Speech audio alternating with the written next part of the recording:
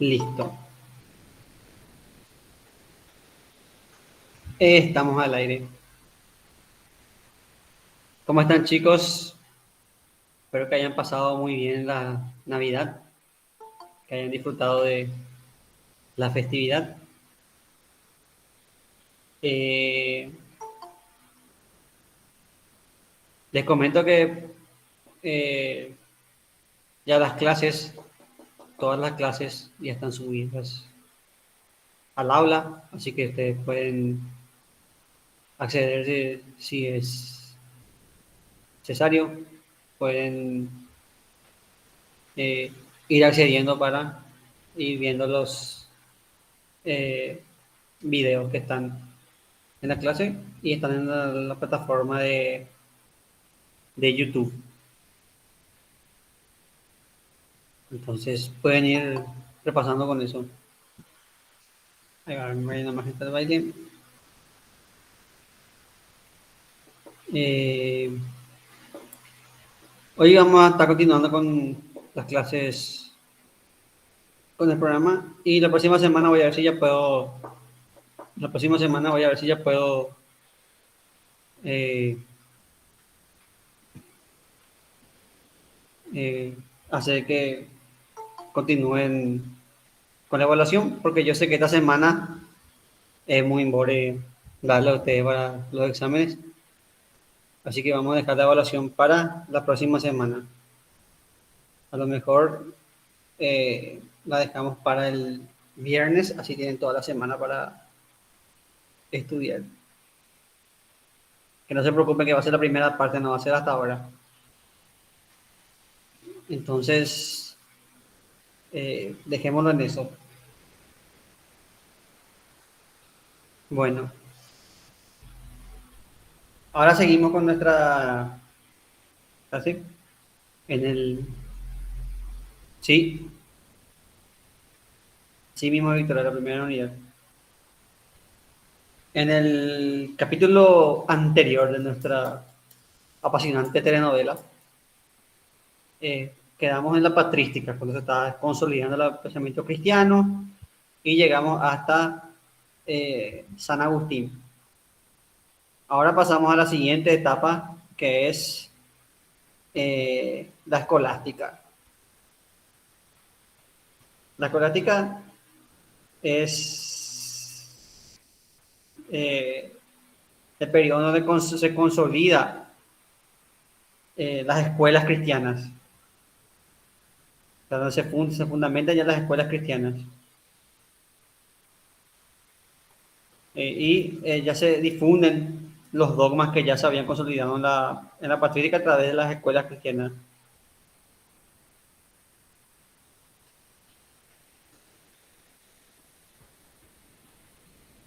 Esperen, voy a poner una ventana aquí.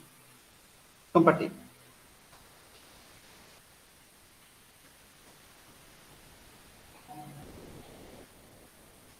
La escolástica fue un periodo de grandes debates, y por eso muchas veces se dice escolástico cuando el debate no llega a un debate escolástico, se dice cuando es un debate que no llega a nada. Esperen un momentito. Pensé que me escribieron voy en el tema. No llega a nada al debate, entonces es escolástico, porque acá había, si bien había debates de calidad, también había, sobre todo al final de la escolástica, había muy malos debates. Por ejemplo, debates sobre si las mujeres tenían alma, o sobre si los ángeles tenían sexo, o sea, si había ángeles hombres y ángeles mujeres, o solamente ángeles hombres. Esos tipos de debates que no eran muy productivos, que digamos. Pero la escolástica fue un periodo de gran divulgación de las ideas cristianas, y también fue un periodo incluso de avances científicos, como vamos a ver posteriormente. Existen dos corrientes principales, que son la corriente realista y la corriente nominalista. La corriente realista, que es la de Tomás de Aquino, que es del que más vamos a hablar, y de San Anselmo, sostiene que los entes son reales. Y la corriente nominalista sostiene que los entes son solamente palabras que designamos para nombrar cosas.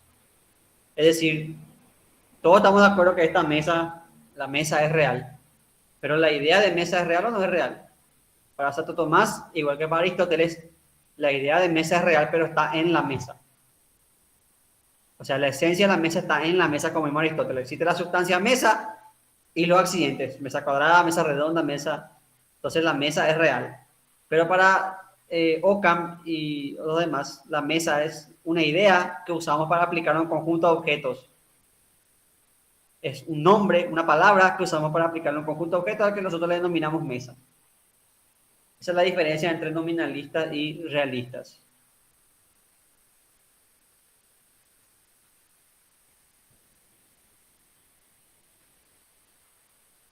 Por suerte para ustedes, el problema de los universales no es parte de este programa porque es un problema bastante complejo.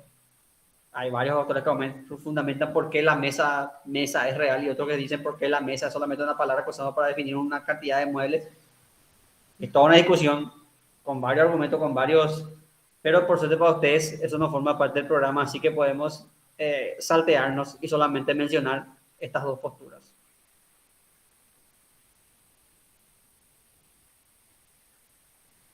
¿Qué procuraba la escolástica? Procuraba sistematizar y racionalizar la doctrina cristiana. Y para eso valen, obviamente, las ideas de los filósofos que son Platón y particularmente Aristóteles.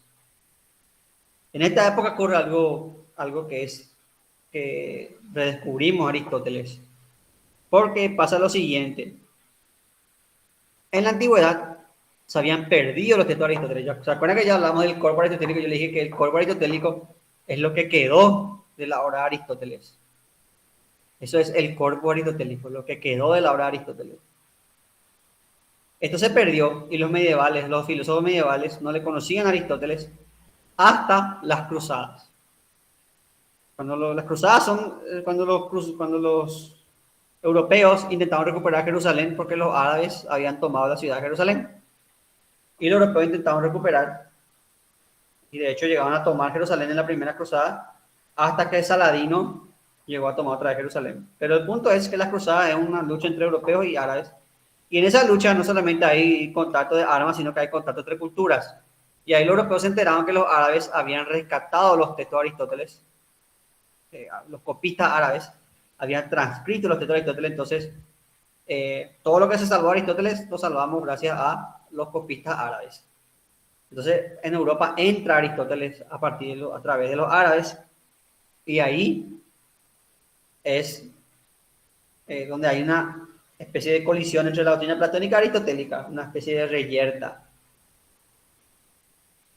Que es en la escolástica donde se impone Aristóteles.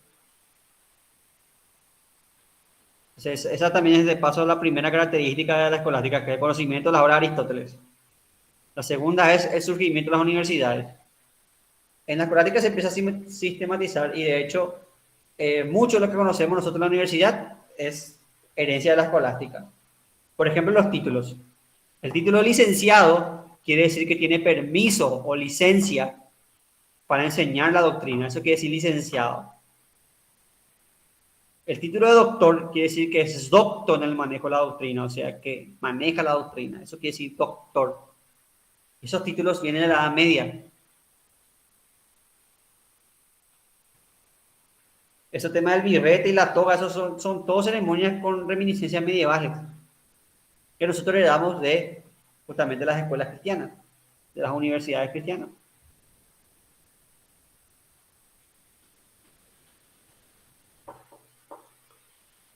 Otra característica de la escolástica son las actividades científicas que llevan a cabo las órdenes religiosas. En este periodo se empieza a aplicar una especie de estudios científicos en las órdenes religiosas. Si bien la teología seguía siendo la principal ciencia, porque en la Edad Media la teología era la ciencia y lo demás era ciencia menor, pero en este tiempo los monjes ya empezaban a estudiar la naturaleza. Incluso había mujeres, pocas pero destacadas.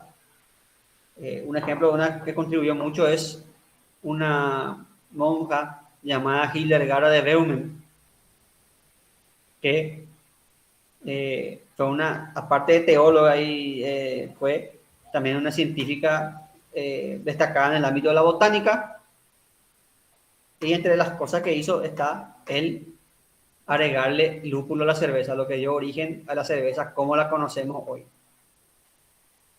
O sea, cuando ustedes tomen unas cervecitas, acuérdense de la amiga Hildegard de Beumen, que fue la que posibilitó la elaboración de la cerveza tal y como la conocemos hoy en día. Acuérdense de la amiga Hildegard, la de Beumen.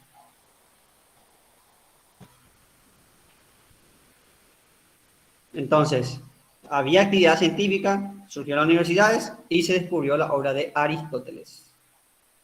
Estas son las tres características principales de la escolástica.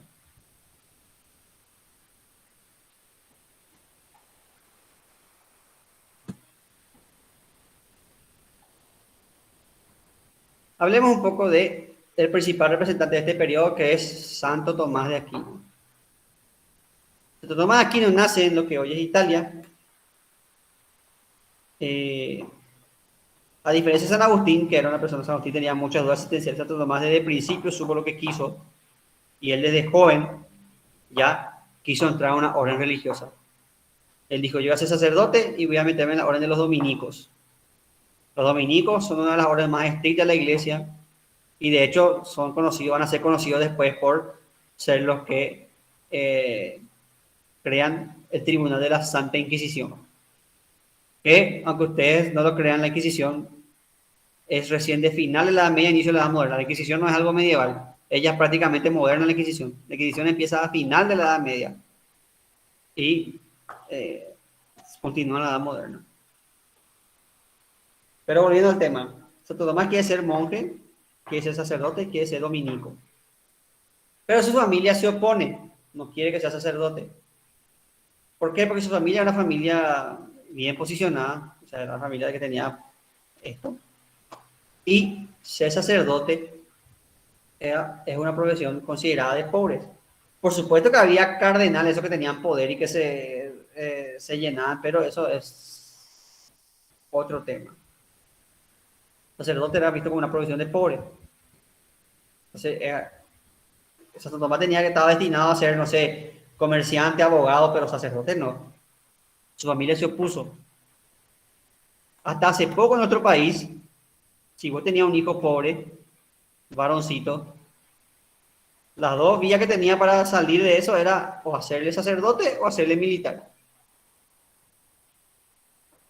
Incluso Kazak se llega a escribir sobre ese tema, pero era así, así funcionaba la cosa. La única forma que una persona de escasos recursos tenía de ascender socialmente era ser sacerdote o ser milico. Pero viene el tema. La familia de Santo Tomás se opone y entonces lo encierra para que no sea sacerdote. Lo encierra en su casa hasta que cambie de opinión. Pero Santo Tomás, como era obstinado y terco, no cambia de opinión. Entonces su familia decide cambiar de estrategia.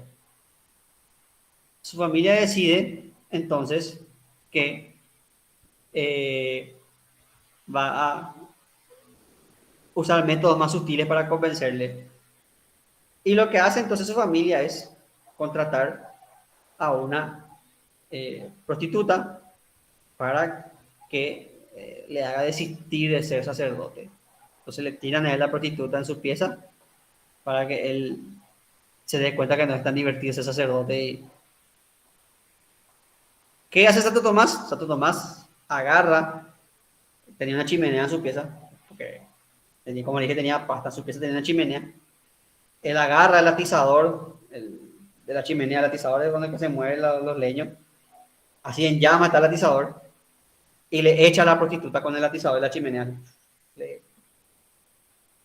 Obviamente la pobre mujer sale corriendo y Santo Tomás cierra la puerta y con el atizador todavía ardiendo, marca una cruz así en su puerta, así para...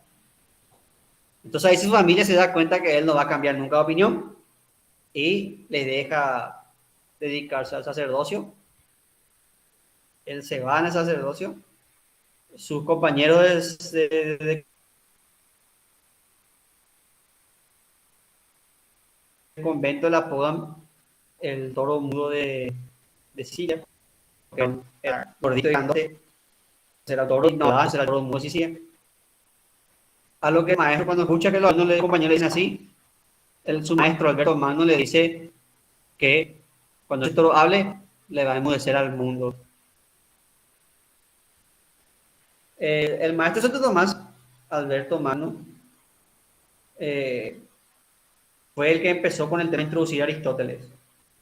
Y eso le inculca a Santo Tomás. Santo Tomás, de hecho, Santo Tomás investiga más en el tema del aristotelismo y crea una doctrina propia basada en las ideas de Aristóteles, pero en un principio la iglesia resiste de esta idea.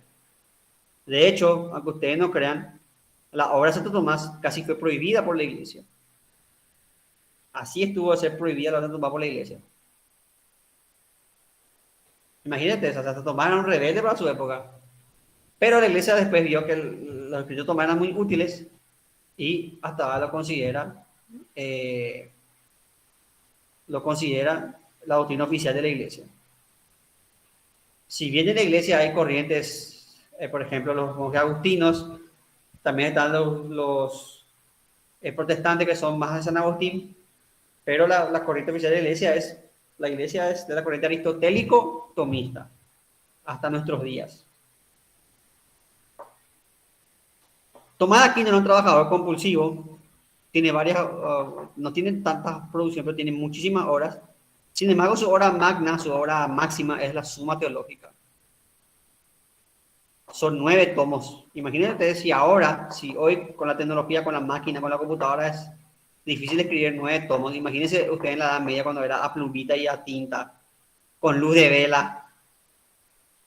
Lo que hace es escribir 9 tomos de una hora. Y esa obra está inconclusa para colmo. Un día, Santo Tomás deja de escribir. Y todo el mundo empieza, incluso le piden que termine su obra. Y él dice, no, deja de escribir. Dejó de escribir, un día dejó de escribir. Hasta que le preguntan por qué. Y él contesta que tuvo una revelación de Dios. Y lo que Dios le mostró era nada comparado con lo que él había escrito. O sea, lo que él había escrito él usó la expresión, era paja, o sea, era nada comparado con lo que Dios me mostró. Entonces él dejó de escribir porque se dio cuenta que todo lo que él hizo así comparado con la magnificencia de Dios era nada. Poco después de tener esa revelación, Santo Tomás muere. Ahora hay explicaciones. Si ustedes son creyentes, obviamente van a pensar que es una revelación de Cristo, así que Dios se le presentó. Otra aplicación más mundana es que lo que él le dio es un estrés laboral, porque él era un trabajador compulsivo. De hecho, él tenía 2 escribas y él le dictaba a los dos así, a los dos al mismo tiempo así. A este le dictaba una cosa, a este le dictaba otra cosa, así, así trabajaba él, compulsivamente trabajaba.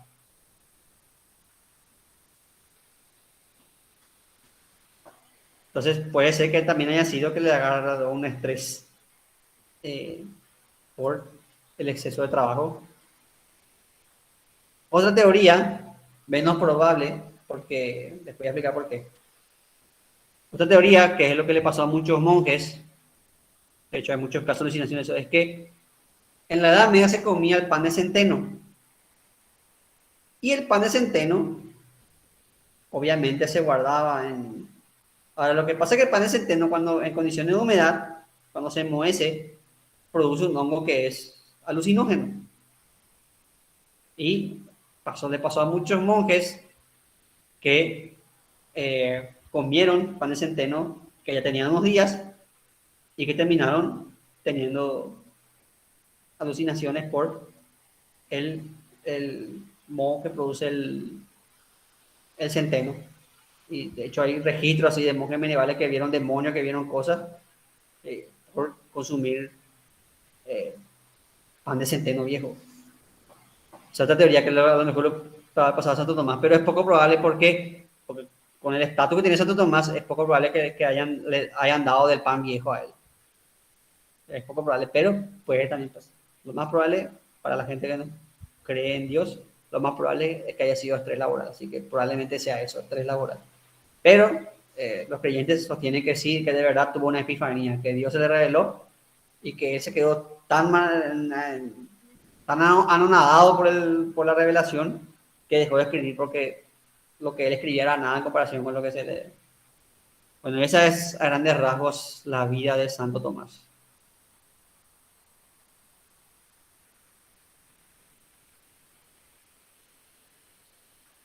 El primer problema que toca Santo Tomás es el de la razón y la fe.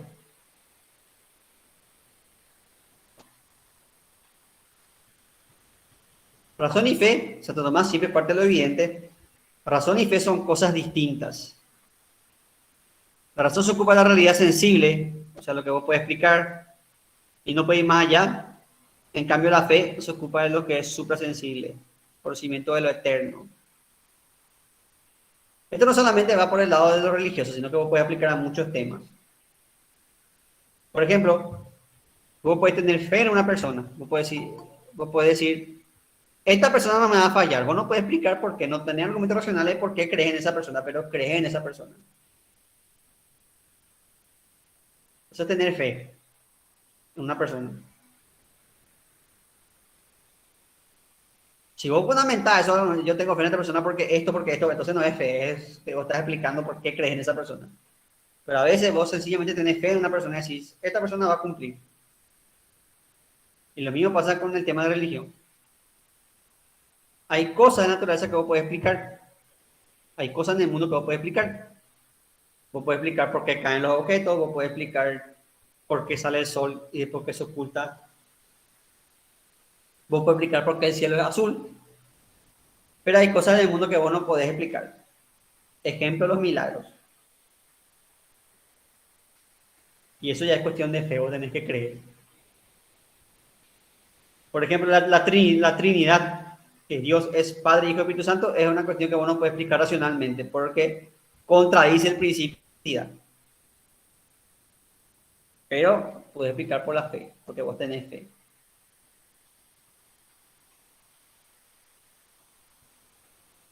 Aunque razón y fe son diferentes, existen verdades comunes entre ambas.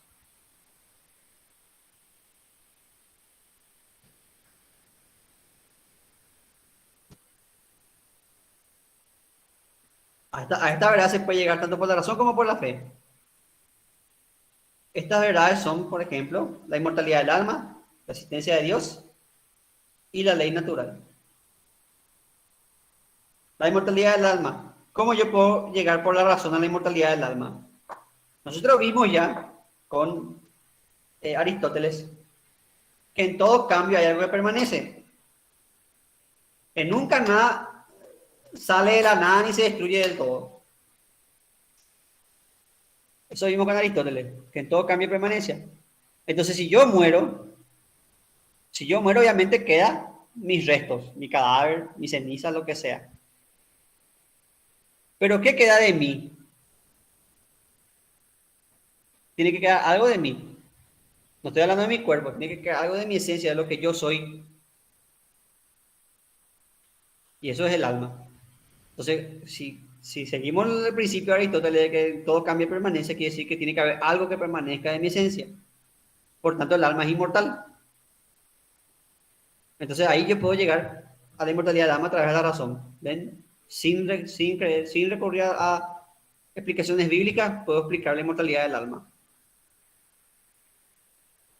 Lo mismo la existencia de Dios. Yo veo que en el mundo existen un montón de cosas. Existen árboles, existen pastos, existe el sol, existe el cielo, existen las estrellas. Ahora, esas cosas no pueden haber salido de la nada. Tienen que haber salido de algún lado. Por tanto, hay un creador, que es Dios. Y finalmente la ley natural. La naturaleza tiene leyes específicas que funcionan. Las estaciones ocurren en un determinado tiempo, primavera, verano, otoño, invierno, tiene su orden. El ciclo de la vida tiene su orden, nacer, crecer. La naturaleza tiene un orden. y se fundamenta por leyes. Hasta los científicos están de acuerdo en esto. La naturaleza tiene leyes, las leyes de la física. Entonces existe una ley natural. Y a esto yo puedo llegar por la razón como por la fe.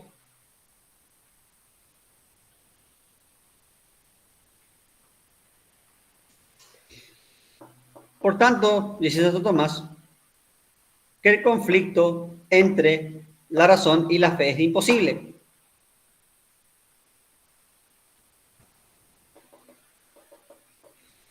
Porque la razón justamente complementa la fe. Por supuesto, siempre la fe está arriba, porque la fe es, pero vos podés llegar a verdades de fe, como vimos en estas tres verdades, por la razón. Entonces la razón es un complemento para la fe.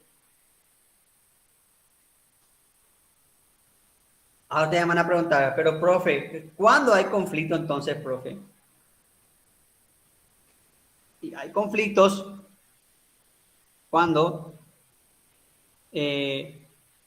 o se malinterpreta la fe o hay un exceso de razón. Muchas veces la fe se malinterpreta, entonces hay conflicto con la razón. Por ejemplo, hay grupos hasta ahora, incluso ahora, en la época de Tomás no, porque no existía la teoría de la evolución todavía, pero es un ejemplo igual. Hay grupos hasta ahora, hay grupos que niegan, grupos religiosos que niegan la teoría de la evolución. ¿Por qué niegan la teoría de la evolución? Porque dicen que la Biblia establece que Dios nos creó a imagen y semejanza y nos creó de barro. Por tanto, los dinosaurios no pudieron existir. La Biblia establece que no. Hasta ahora hay grupos religiosos que niegan la teoría evolucionista. ¿Cómo vamos a venir el mono si somos creaciones de Dios? Esto se produce porque ellos malinterpretan las escrituras.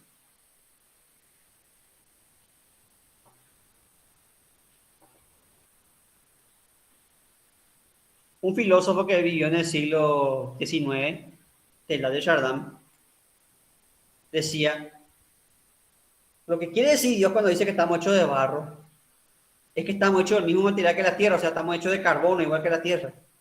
Entonces, cuando Dios te dice que encima de barro, quiere decir que estamos hechos de carbono. Y cuando dice polvo, y al polvo irás, quiere decir que está hecho de carbono y vas a ser polvo igual que el polvo de la tierra. Es carbono también. Entonces, eso es lo que dice la Biblia, pero a gente malinterpreta literalmente y dice, no, Dios no creó de barro, eso es una estatuita y no creó. Aparte, eso de la imagen y semejanza de Dios es bastante dudoso porque ¿qué imagen tiene Dios?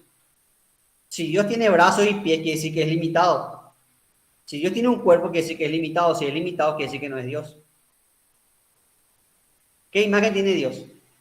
Dios tiene barba. Si tiene barba, quiere decir que es hombre. Si tiene hombre. Dios tiene sexo. Tiene sexo, o sea, hombre o mujer. Si tiene sexo, entonces con qué se reproduce? Se reproduce entonces, que es un absurdo. Como un ser eterno está limitado por cosas corpóreas como la reproducción. Entonces Dios no puede tener sexo, no puede tener género.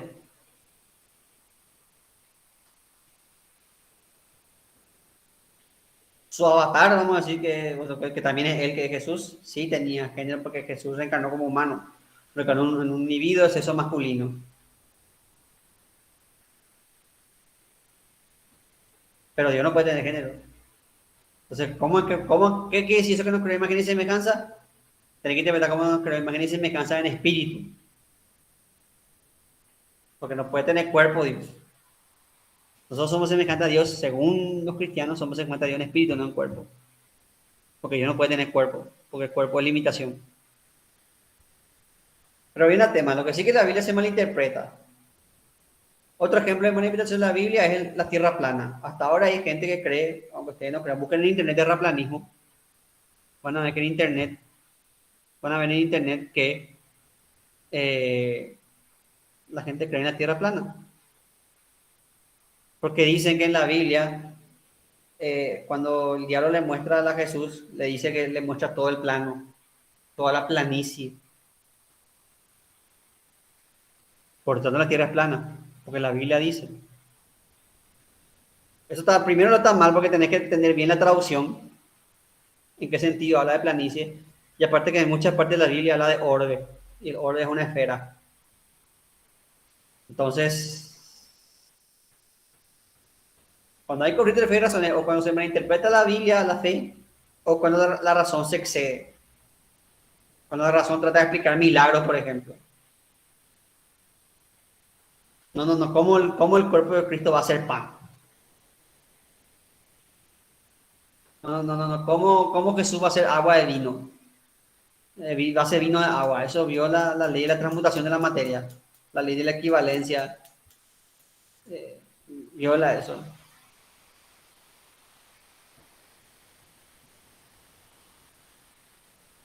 Vos no puedes transformar un elemento en algo que no sea su equivalente.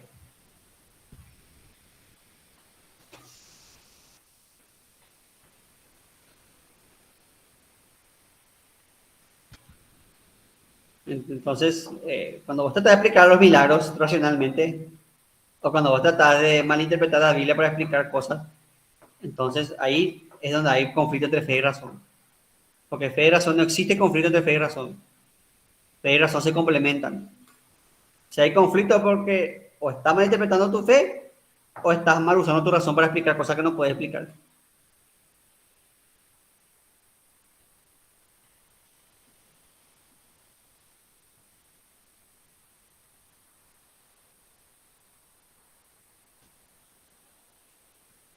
La razón, por ejemplo, no puede explicar un milagro, porque justamente por eso es un milagro. Si un milagro pudiese ser explicado, no sería un milagro. Justamente es un milagro porque es algo que pasa que la razón no puede conseguir, que no se puede explicar. Profe, perdón, en tal caso también no sería un buen ejemplo el asco o el miedo hacia algo. ¿En qué sentido, Jazmín? Eh, ahora me entró esa duda porque ahora, por ejemplo, eh, yo tengo cuatro mascotitas, tengo dos chihuahuas y dos ratitas blancas ahora.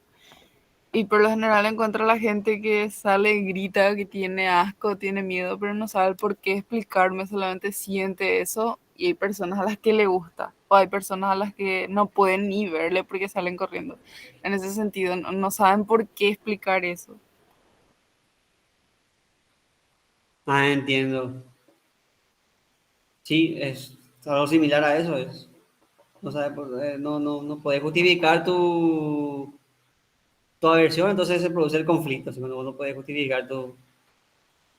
A lo mejor un psicólogo, si se va a buscar las causas profundas y va a encontrar así las causas profundas del odio a los animales en este caso.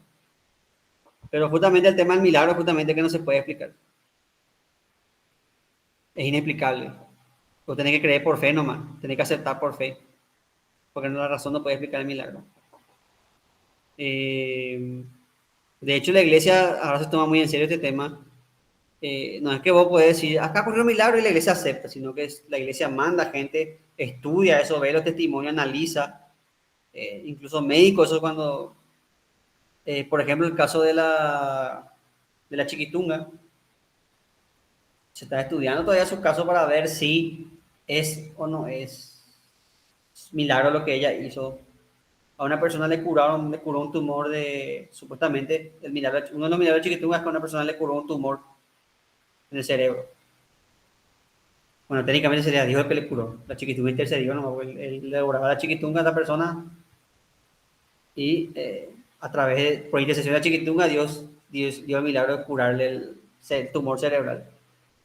La iglesia no hay que hacer todo nomás, así, sí, curado, vamos a conseguir, sino que la iglesia trajo una junta médica, revisaron el caso, vieron que efectivamente era un tumor, vieron qué posibilidad había que haya un tumor así que desaparezca. O sea, no es que, sino que la iglesia ahora se fundamenta bien antes de decir, ¿sabes que esto es un milagro? No son tontos, o sea, no es que vos decís, pasó, esto es un milagro, no, la iglesia se espera, bueno, vamos a ver vamos a ver si podemos explicar lo que pasó acá. Si no podemos explicar, estamos a conceder que es un milagro. Por eso hasta ahora la chiquitunga está como beata, a lo mejor se aprueba su caso y se hace santa. Yo sé todo esto porque mi tía es religiosa y ella está, es una de las que está en este tema la gente que colabora eso para la causa de la Chiquitunga. Entonces, el milagro es justamente eso. Si se puede, cuando vos puedes explicar algo, ya no es milagro.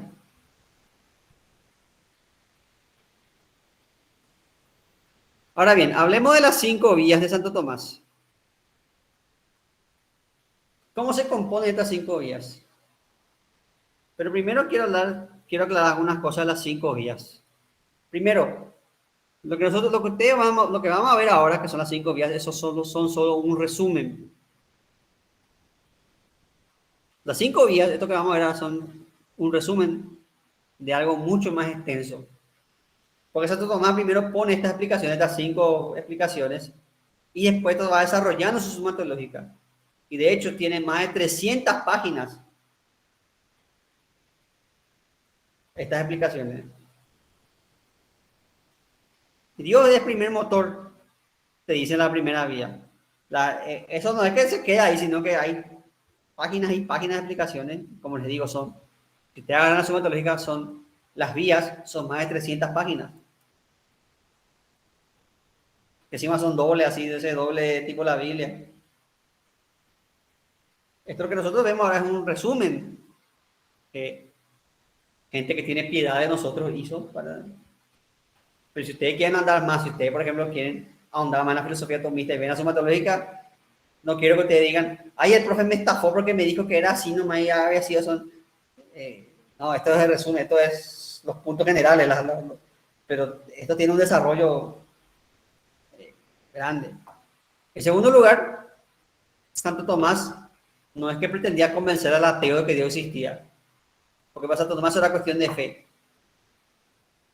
Convencerle a un ateo de que existe Dios, para Santo Tomás, es el equivalente de convencerle a un cerrista de que Olimpia es mejor o a un olimpista de que Cerro es mejor. O sea, no, es algo que no va a pasar nunca, no le vas a convencer nunca.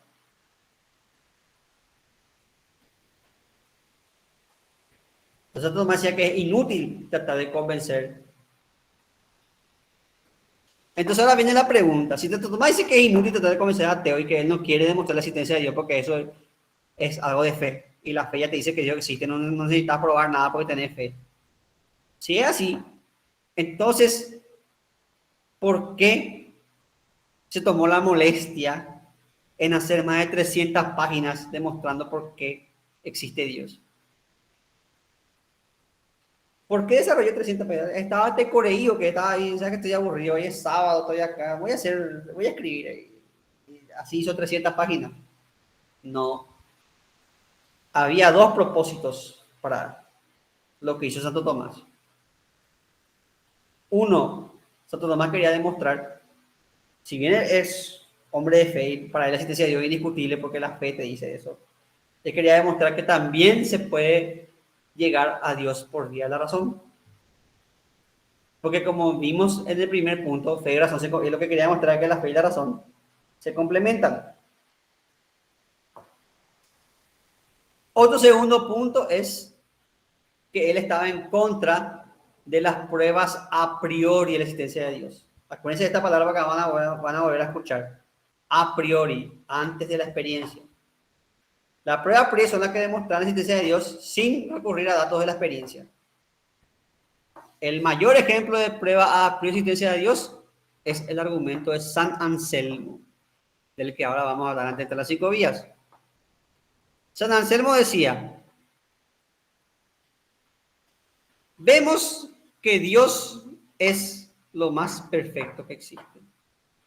No puede haber nada más perfecto que Dios. Dios es lo más perfecto que podemos concebir.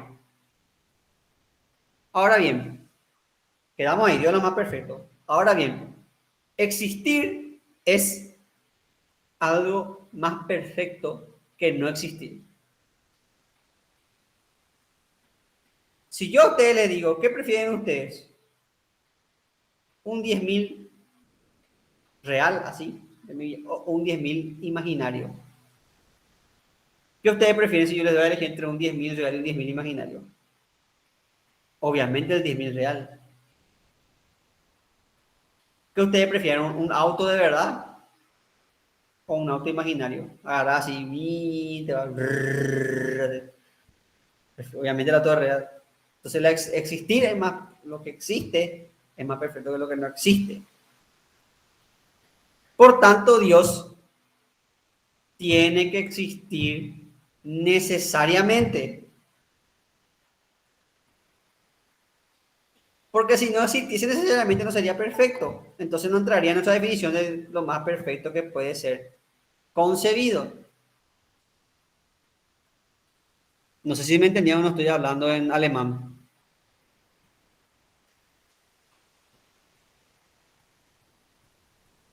Voy a explicar otra vez, porque ese silencio me asusta. Eh, Dios es lo más perfecto que podemos imaginar. Pues no puede imaginar nada más perfecto que Dios. Por tanto, si imaginásemos algo menos perfecto, no sería Dios, ¿verdad? Entonces, como la existencia es necesariamente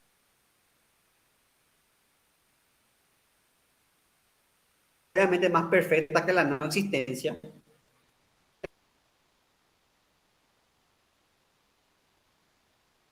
entonces Dios tiene que existir necesariamente, porque si no existiese, no sería perfecto. Ese es el argumento ontológico de Anselmo.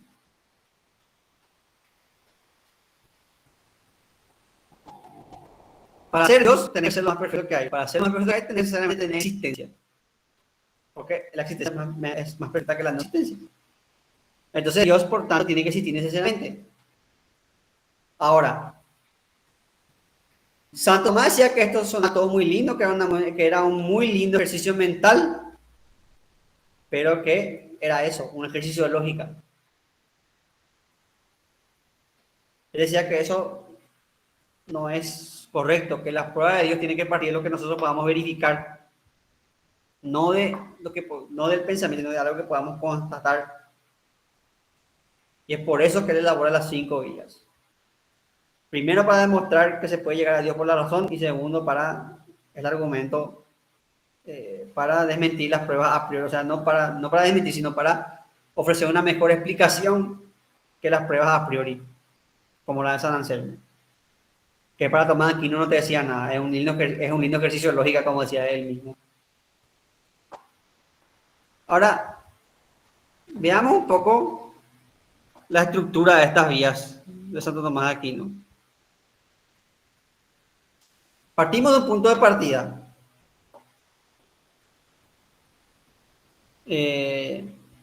Todo parte de algo que se puede comprobar. O sea, tenemos que partir sí o sí de algo que se puede comprobar. Ejemplo, existe el huevo. Es algo que todos podemos comprobar. Ahora mismo ustedes pueden irse a su heladera, abrir y van a ver que hay un huevo. Existe el huevo. O googlean acá en internet huevo y van a ver imágenes de huevo. El huevo existe, se puede comprobar. Ahora, seguimos al segundo principio. Si a las cosas que se pueden comprobar existen, esas cosas tienen que tener una causa. Siguiendo el ejemplo del huevo, ese huevo tuvo que haber sido causado por algo. La causa de ese huevo es una gallina. Oh sí, queridos alumnos, volvemos a la gallina y el huevo.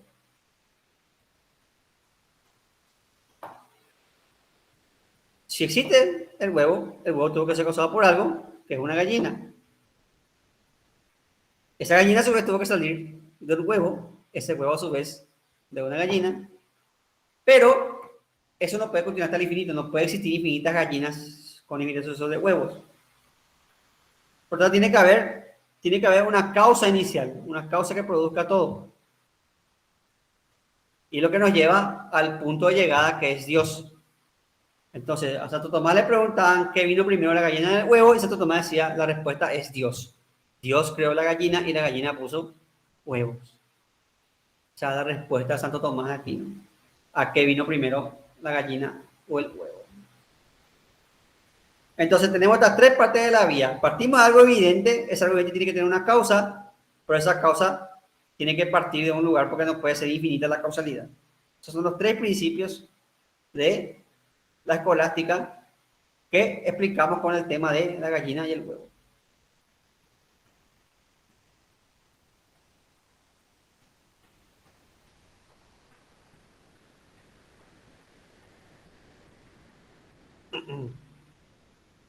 Vayamos a las 5 vías.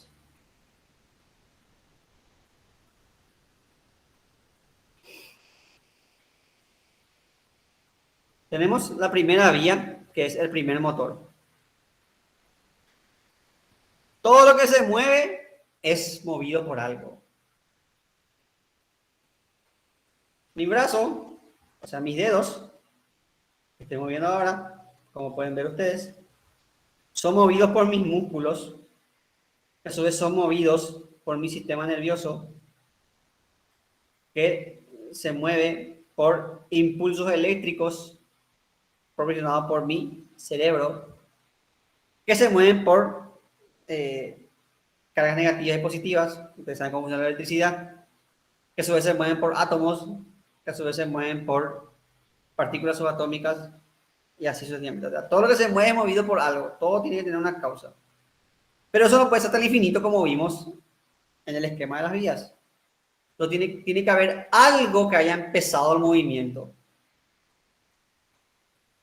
Y eso se le llama el primer motor. Tiene que haber algo que haya empezado todo y que a su vez no haya sido movido por nada. Y ese algo es Dios. Dios es el que empieza el movimiento y él a su vez no es movido por nada. Por eso Dios es el primer motor o motor inmóvil. Esta noción de motor inmóvil Santo Tomás sacó de Aristóteles, que también Aristóteles, cuando vio la gallina de huevo, Aristóteles dijo que tiene que haber algo que haya empezado este movimiento. Solo que Aristóteles nunca dijo que era Dios. Fue Santo Tomás el que agarró y dijo, ese algo es Dios.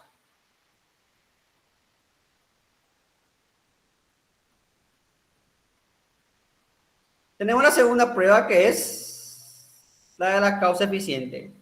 Y esta es la prueba que ya vimos. Todas las cosas tienen una causa. Toda cosa es causada por algo.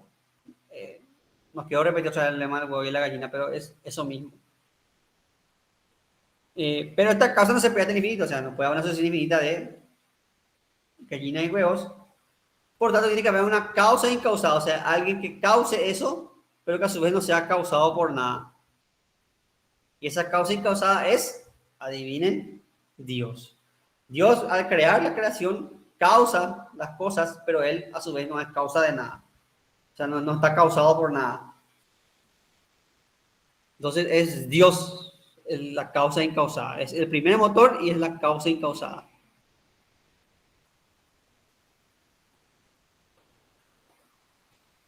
Tenemos entonces la tercera vía, que es la vía de lo contingente y lo necesario. Y acá quiero que me entiendan muy bien porque esto es algo complicadito. Existen seres contingentes. ¿Qué quiere decir seres contingentes? Seres que pueden ser o no ser. Yo, por ejemplo, ahora soy, pero en unos años, espero que muchos, ya no voy a ser. Una vez que me vaya de este mundo, ya no voy a ser. Lo mismo hace unos años, no tanto, por cierto, pero hace unos años yo no era. Y ustedes igual. Ustedes ahora son, pero hace unos años no fueron. Y dentro de unos años, ustedes no van a tampoco ser. O sea, nosotros podemos ser y no ser. Estamos ahora, pero podemos no estar. Y somos totalmente imprescindibles en el esquema del universo. Estos son seres contingentes, seres que pueden ser y no ser. Y existen seres necesarios, o sea, seres que existen necesariamente. Al ser contingente, el ser contingente tiene su ser de otra cosa. Porque obviamente él no fue en un principio, quiere decir que hay algo que le dio el ser. Si vos no fuiste, quiere decir que algo, en este caso nuestros padres a nosotros nos dieron el ser. Pero a lo vez nuestros padres recibieron el ser de sus padres. Y esto nos vuelve otra vez al problema de la gallina y el huevo. Si yo doy el ser acá y a mí me dieron el ser y el ser de acá le dio el ser, entonces eso no puede estar limitado. Tiene que haber un ser necesario que le haya dado el ser a los seres contingentes. Porque los seres contingentes reciben su ser de algo porque son contingentes. Entonces, necesita un ser necesario que fundamente la existencia de los seres contingentes. Y en eso consiste la tercera vía de Santo Tomás.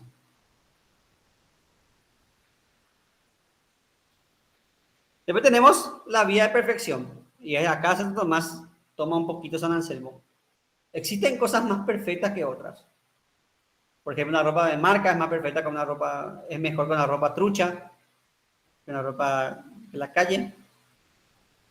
Eh,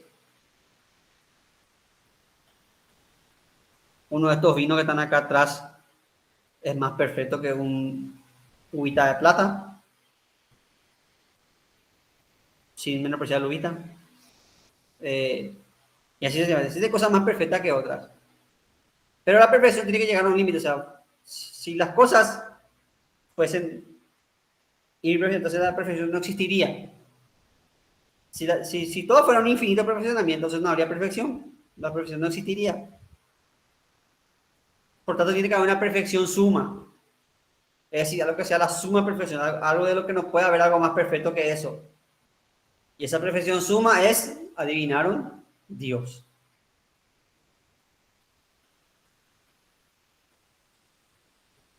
Entonces, si existen cosas imperfectas, tiene que existir cosas más perfectas que esas cosas imperfectas.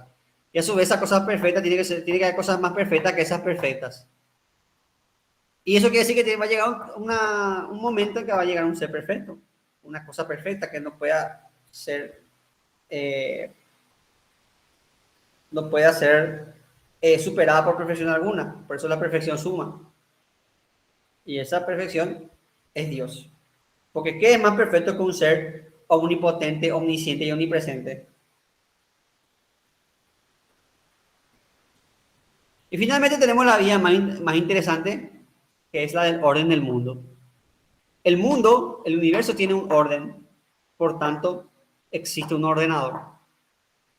Nosotros vemos que las cosas en el universo van en orden. Vemos que este bolígrafo cae, no es que el bolígrafo se sube hacia arriba.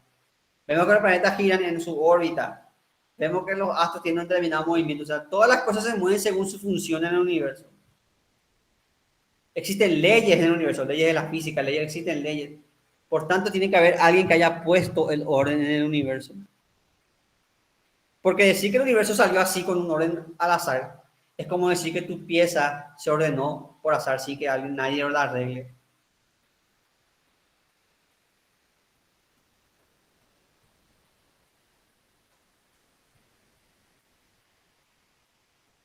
Y esta, chicos, es una discusión que incluso eh, toca lo que sería la física actual. ¿Vivimos en un universo ordenado o el universo producto del azar? Piensen ustedes en este diseño. ¿Cuánta tecnología hace falta al humano para replicar esto que yo estoy teniendo acá? ¿Cuánto le toma al humano replicar a mi mano? Ustedes van a ver, incluso ahora, las mejores prótesis de mano son inferiores a lo que es la mano natural. Piensen en nuestros ojos. Nuestro ojo es una cámara perfecta. No podemos hacer screenshot ni tomar selfie, pero es una cámara perfecta. Nuestro cerebro es una computadora. En la actualidad, no existe computadora alguna que tenga la capacidad de nuestro cerebro. Entonces, lo que algunos religiosos se preguntan es, ¿en serio vos me decís que esto fue creado por azar? ¿O que esto fue creado por azar?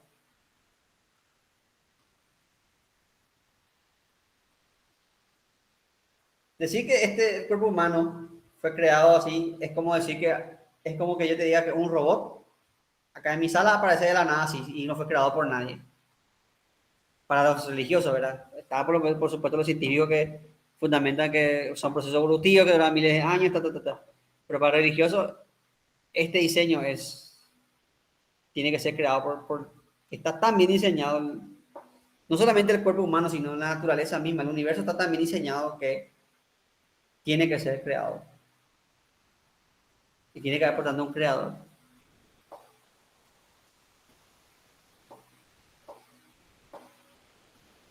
En este debate, por ejemplo, están los dos científicos más grandes que son, uno ya murió, Stephen Hawking, no sé si ustedes le conocen a la que está en la silla de ruedas, Stephen Hawking.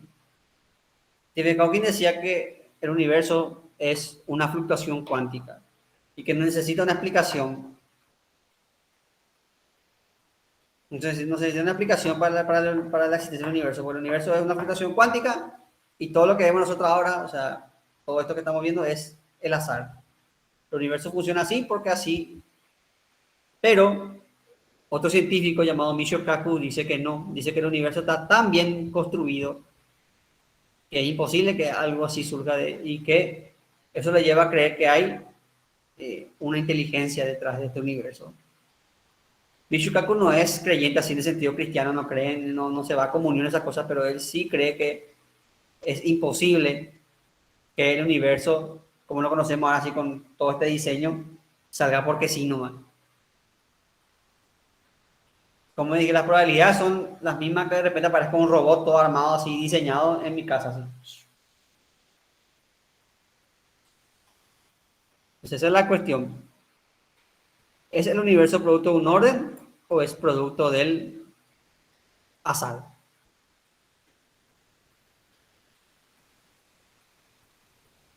Esa es una cuestión en que hasta ahora los científicos están debatiendo.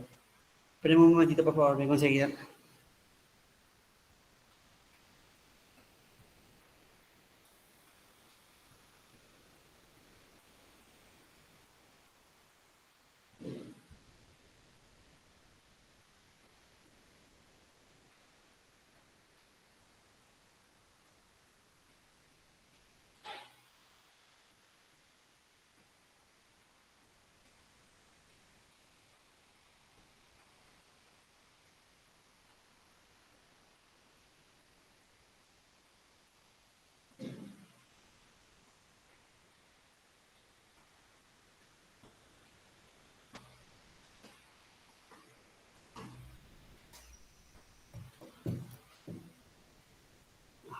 Perdón, traje agua porque desde las 8 que estoy sin parar y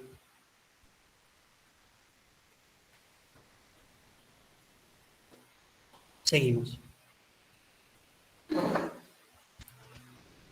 Ahora hablemos de los entes.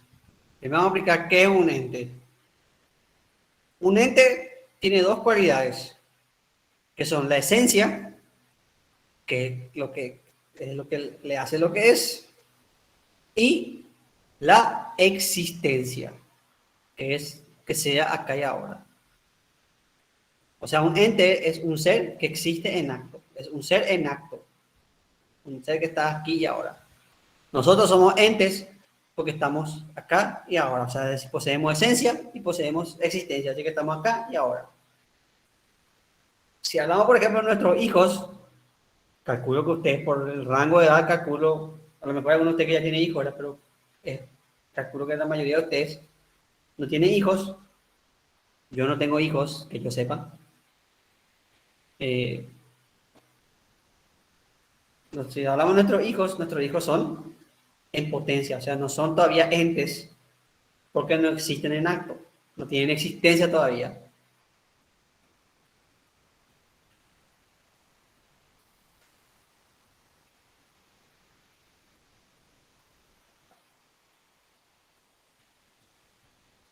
Entonces, para ser un ente, perdón, para ser un ente tiene que tener esencia, o sea, lo que te haga, lo que te constituya como persona, lo que sos, que te haga lo que sos, y existencia. Ahora bien, en los seres contingentes, o sea, que podemos ser y no ser, nuestra esencia no está identificada con nuestra existencia. Precisamente porque nosotros podemos ser y no ser. O sea, yo ahora estoy existiendo, pero va a llegar un día en que yo voy a ser solo un recuerdo. No voy a más existir. Y Lo mismo podemos hablar de entes, por ejemplo, los bisnietos, nuestros bisnietos todavía no existen. Entonces la esencia no se identifica con la existencia. En los entes contingentes. Ahora, en el ser necesario, que es Dios, sí su esencia se identifica con su existencia. Porque Dios no puede no existir. Es una contradicción que Dios no exista.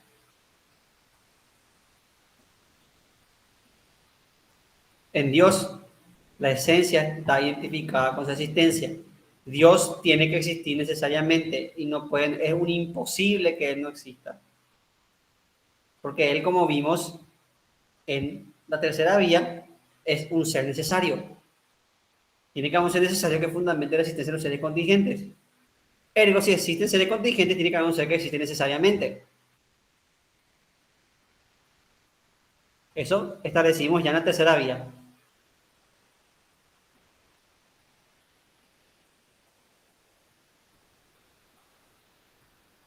Por tanto, en Dios, el ser y existir son la misma cosa. Y Él existe porque es. No sé si les quedó clara esta parte que es un poco trambótica, pero si ustedes entendieron la tercera vía, van a entender mejor esta parte.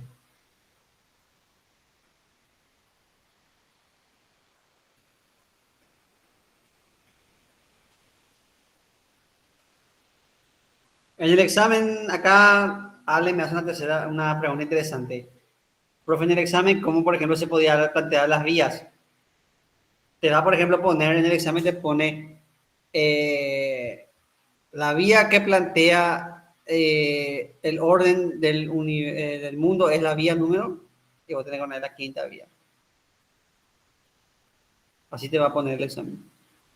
O te va a poner, por ejemplo, la segunda vía plantea, la segunda vía es la de causa eficiente, primer motor, contingente necesario.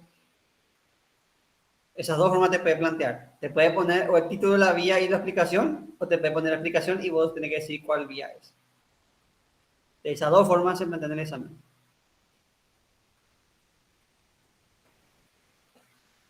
Y esto de los entes, profe, Esto la gente te va a preguntar, te puede preguntar si Dios es contingente necesario, o te puede preguntar si en Dios se identifica la esencia existencia, solo la esencia, así te puede preguntar. O se diferencia, te va a preguntar así. Con este no hay mucho escándalo. Lo único que hay que saber es que en Dios se identifica esencia y existencia y en nosotros la esencia es diferente de la existencia.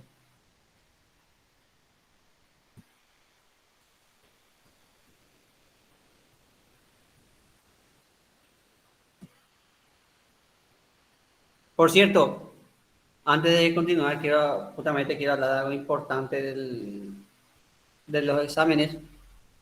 Eh, si ustedes le escuchan a la gente decir, esto no me va a salir, esto estudian, esto no, no hagan caso, estudien todo.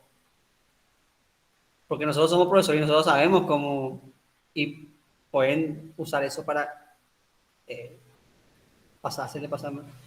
Eh, Voy a contarle, por ejemplo, lo que pasó eh, el año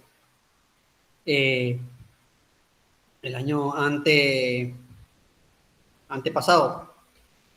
El año antepasado, la gente del centro de estudiantes supo quién iba a ser el profesor que iba a crear que iba a crear el examen para el ingreso. Se enteraron quién fue nominado. Estaban tres profesores, de los cuales dos eran especialistas en historia militar. Entonces ellos dijeron, esto va a salir todo guerra. Entonces le dijeron a los chicos, ustedes tienen guerra de Triple guerra del Chaco, ¿no? Pero no contaron con que uno de estos profesores se enteró que estos alumnos dijeron eso. Pero voy a repetir otra vez para que lo Luana. A mí me sale bien mi señal, o sea, a lo mejor es tu señal. Bueno, voy a repetir. Muchas veces los alumnos se enteran y con intención de ayudarle a ustedes hacen, pero a veces sale mal, porque, como les dije, el año antepasado en historia, se enteraron que dos de los profesores que iban a, de los, viste que suele ser entre 3 y 5 profesores los que hacen los exámenes para el ingreso, e iban a ser 3 de ese año, de los cuales 2 eran especialistas en historia militar. Entonces los estudiantes dijeron, esto va a salir todo guerra. Y le avisaban a los cursistas, estudien ustedes guerra de Chaco, Triple Alianza, todo guerra, porque estos profesores tocan esos temas. Pero uno de estos profesores se enteró de eso y entonces lo que hizo que no salga ningún ítem de, todo salió el tema de la colonia, la historia colonial. No tocó ni Chaco ni Triple Alianza. Creo que solo un ítem del año antepasado salió Triple Alianza. Porque uno de estos profesores escuchó que quisieron hacer eso, entonces dijo, bueno, así van a jugar. Entonces, ustedes estudien todo. Si ustedes dicen, no, pero va a salir este porque este profesor siempre pone esto, no hagan caso. Porque los profesores también, y aparte que cada año cambia el tema de quiénes van a hacer los exámenes. Se suele repetir. Por ejemplo, el profesor Fernández, que es el que hace este libro de filosofía, él siempre suele estar en la elaboración de exámenes de ingreso. Aclaro una vez más, ya aclaré la primera clase, pero aclaro una vez más que los profesores que estamos dando clase ahora no hacemos nosotros el examen. O sea, yo no voy a hacer el examen no voy a estar en la elaboración de examen de ingreso de ustedes. Eso es son otros profesores. Ninguno de los que están en CPI va a hacer el examen. Profe, pero ¿se pueden agregar, por ejemplo, al examen contenidos externos a esto que estamos desarrollando o se va a tratar netamente de lo que estamos desarrollando nosotros? No, no se puede agregar. Lo que está en el programa es lo que va a salir en el examen. Si hay un Entonces, ítem, de hecho el año pasado pasó eso, en filosofía se anuló un ítem porque tocaba algo de los egipcios. Tocó un punto de, no me acuerdo si era algo del alma en los egipcios, algo así era, que en el libro tocamos parte de los pitagóricos, tocamos esa parte un poquito, pero no es que hablamos de los egipcios. Entonces, se anuló ese ítem el año pasado. Si toca un punto así, ese punto se anula y es punto para usted. Porque el y punto que se anula lo del cursillo del año antepasado, profe, dieron sobre la guerra y demás cosas. el año antepasado fue eso, que te conté. Sí, pero ellos tuvieron, o sea, desarrollaron contenido sobre los conflictos bélicos, Sí, pero se centraron ellos solamente en eso, ¿verdad? sí, le dijeron, lo quisieron hacer, como estos profesores siempre son especialistas en estos temas, entonces, ustedes tienen Chaco y tipo Alianza. Y el profesor supo que dijeron eso, entonces el profesor agarró todo lo que es historia colonial y se puso todo lo que es las otras unidades. Pero no es que ¿Y qué cambió. pasó con ellos, profe? ¿Se jodieron? ¿Qué? ¿Qué pasó Y lo con que, ellos? ¿Se lo que jodieron? hicieron caso se jodieron. Porque no estudiaban las unidades que estudiaban solamente Triple Alianza y Guerra del Chaco prácticamente. Entonces vos tenés que estudiar todo. Por nada que, ay, si a esta persona le gusta Aristóteles, vamos a estudiar todo Aristóteles. No funciona así.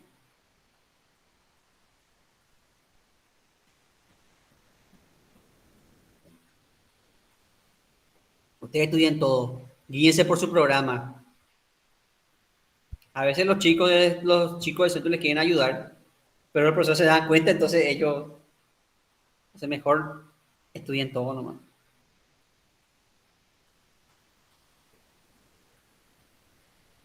Ahora hablemos de la antropología atomista.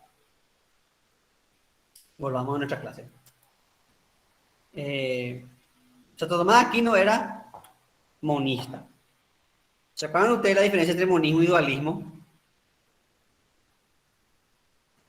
Bueno, voy a hacer un repaso para que ustedes... Existen dos posturas con respecto a la postura dualista, que es la de Platón, que es que el cuerpo y alma son separados. El dualismo sería como que si tu cuerpo fuera un robot y tu alma fuese el Power Ranger que la pilotea. Para que ustedes entiendan el término. O sea, hay un cuerpo físico, una carcasa y un alma que está dentro del cuerpo. Platón era dualista. creía que había cuerpo y alma. Aristóteles era monista, o sea, creía que el alma venía integrada al cuerpo. O sea, no es que había un alma aparte, sino que el alma era parte del cuerpo. Aristóteles decía, el alma es al cuerpo como la visión es al ojo.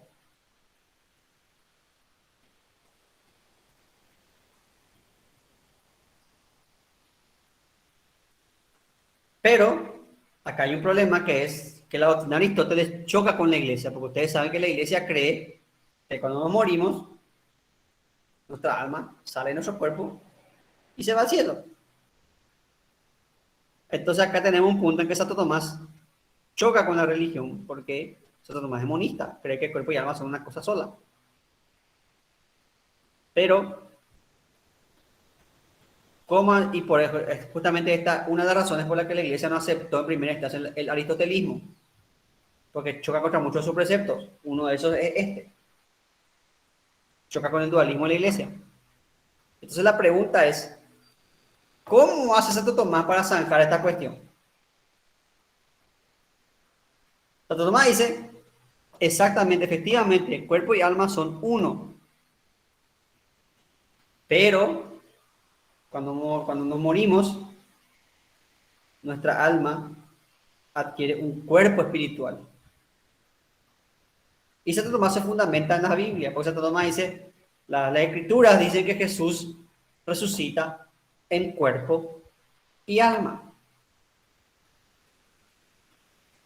En las escrituras, como ustedes saben, Cristo resucita, la piedra está vacía, no hay nada, no hay la tumba está vacía, no hay ni un cuerpo. La primera que le dé es María Magdalena. Después, Santo Tomás, no este Tomás, sino Santo Tomás Apóstol, que es tocayo de este Santo Tomás. Santo Tomás Apóstol dice, cuando Magdalena se ve, le dice a todo el mundo, Jesús está vivo, yo le vi, resucitó. Santo Tomás dice, no le cree, y dice, hasta que no le vea, no le voy a creer. Entonces viene Jesús y le dice que toque su llaga, la llaga, el agujero de que le hizo el clavo de la cruz. Que toque para que vea que Él es de verdad y que es Jesús. Y ahí Tomás le toca la herida que le hizo la cruz y le dice, ahora, maestro, ahora he visto y ahora creo en... Entonces Jesús le responde que benditos son los que pueden creer sin ver, o sea, los que tienen fe. Pero esa es la vida. Entonces, lo que dice Santo Tomás, este Tomás, no el apóstol, este Tomás, aquí no, es Jesús resucitó en cuerpo y alma porque Él es Jesús, o sea, porque Él es Jesús y puede hacer lo que quiere. Entonces Él puede resucitar con su cuerpo. Nosotros que no somos Jesús no podemos resucitar, entonces nosotros resucitamos con un cuerpo espiritual. Eh, entonces, cuerpo y alma son uno. No es que son dos, son uno. ¿Por qué Santo Tomás era monista y no dualista? Porque Santo Tomás estaba en contra del dualismo, porque el dualismo enseña el desprecio al cuerpo. Platón decía que el cuerpo es la cárcel del alma, y los dualistas tienen mucho a despreciar el cuerpo. Y Santo Tomás decía, ¿por qué si el cuerpo es una creación de Dios? ¿Por qué tenemos que... No tiene sentido. ¿Por qué tenemos que despreciar el cuerpo si es una creación de Dios? Por eso Santo Tomás estaba en contra del dualismo y predicaba el monismo.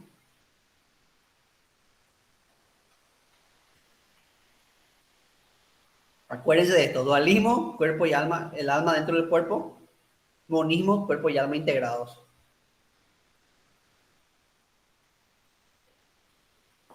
Dualismo Platón, monismo Aristóteles. Dualismo Agustín, monismo Santo Tomás.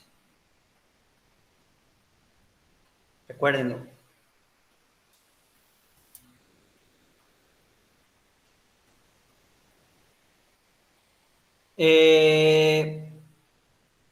Santo Tomás dice que el alma es simple, es una y simple, o sea, no hay, pero que se puede dividir en varios tipos según las funciones del alma. Y como ustedes pueden ver en la diapositiva, van a ver que esto es prácticamente una copia de Aristóteles. Santo Tomás prácticamente le dijo a Aristóteles, pásame la tarea, y Aristóteles dijo, sí, copiame, pero que no sé. Entonces Santo Tomás le modificó para que la profe no crea que copió. Profe, el alma locomotiva parece lo que no es de Aristóteles, ¿verdad? Sí, esa no es de Aristóteles. Muy bien, Dani, muy bien. Um,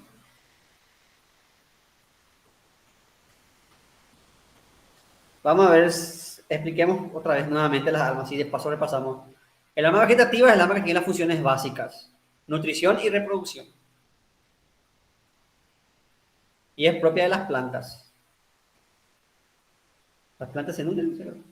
Después tenemos el alma sensitiva, que ya tiene sensibilidad, que tiene la capacidad de sentir.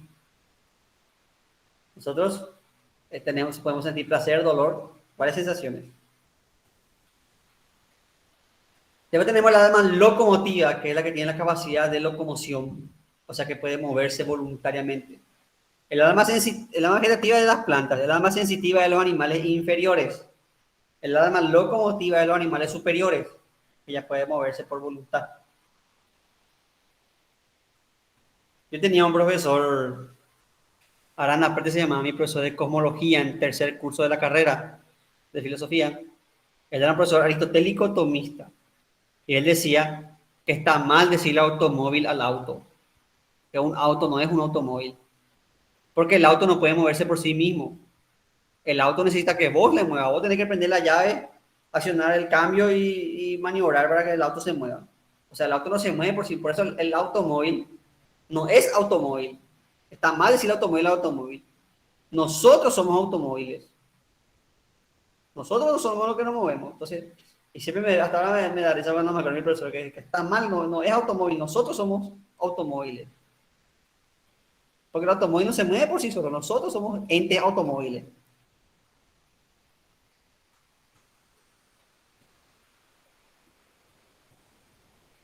Optimus Prime también es un ente automóvil porque él se transforma y tiene conciencia y se puede mover por su voluntad, pero un auto normal no es un automóvil.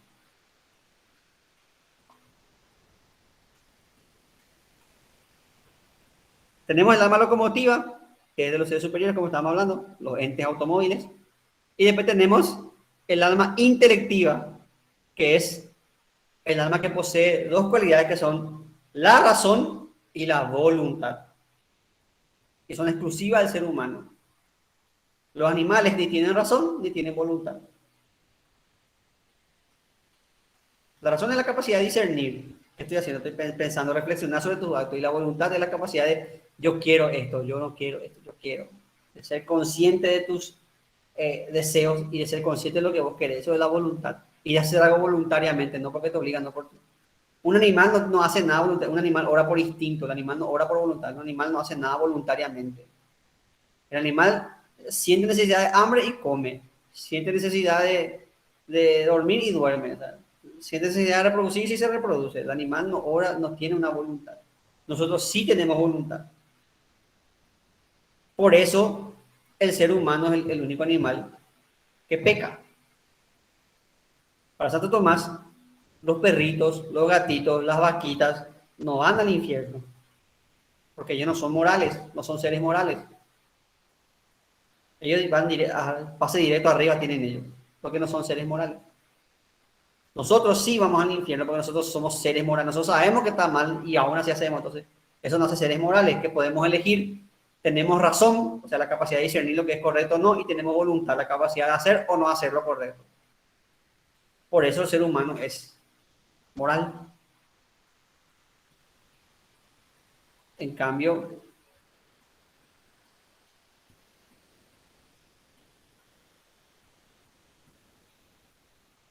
buena pregunta. Nosotros tenemos escala, en la Edad Media se hizo lo que sería escala de seres.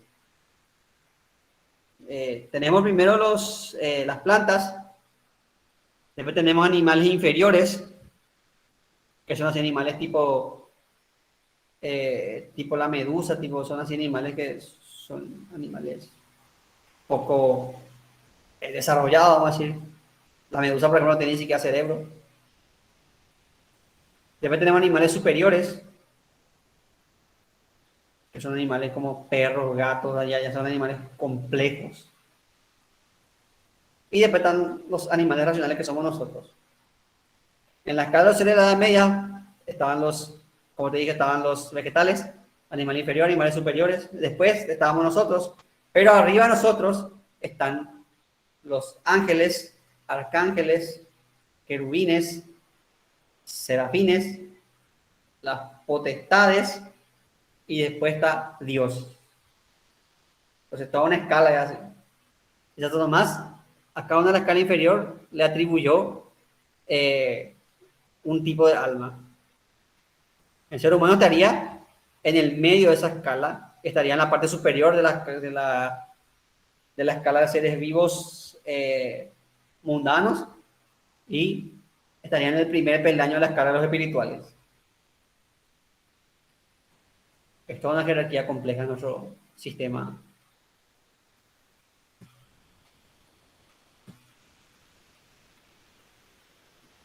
Profe, en este caso de los seres inferiores, por ejemplo, ellos no poseen entonces la capacidad de locomoción voluntaria, es decir, por ejemplo, la medusa.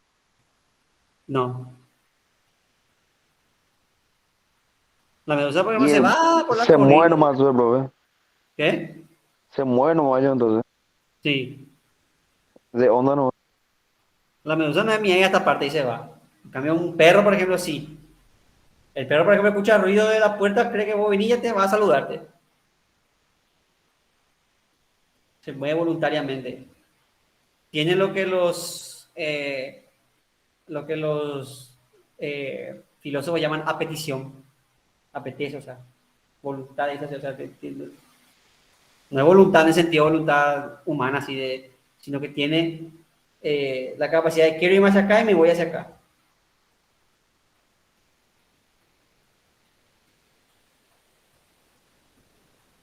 Eso tiene.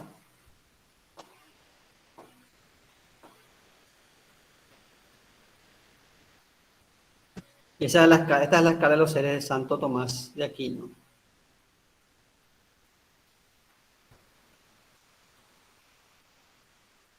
Pasemos un poco a la ética.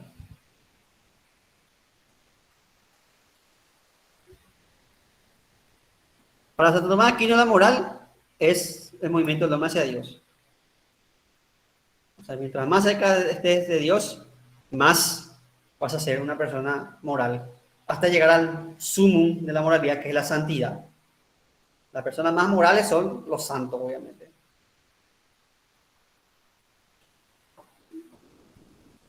Que son los que más le contemplan a Dios. Entonces, eh, existen diferentes tipos de leyes. Aparte de la moral, existen diferentes tipos de leyes. En primer lugar está la ley eterna, que es la ley de Dios.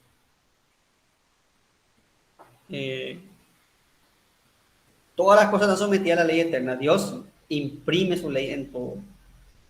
Después tenemos las leyes naturales, que son las leyes que rigen la naturaleza. Primavera, verano, otoño, invierno, las estaciones, el movimiento del planeta, la gravedad, las leyes de la física, son todas leyes naturales. Y finalmente tenemos las leyes positivas, que son las leyes que hacemos nosotros, las leyes que hacen los hombres. Ahora, todo esto es reflejo de la ley divina. La ley divina se proyecta en la ley natural y la ley natural se proyecta en la ley del hombre. Por ejemplo, matar. Matar es malo porque primero rompe la ley del hombre. Segundo, va contra la naturaleza porque es un acto antinatural. Vamos a decir, profe, pero los animales matan. Sí, pero ya hablamos de los animales. Ya hablamos del caso de por qué no podemos compararnos con los animales.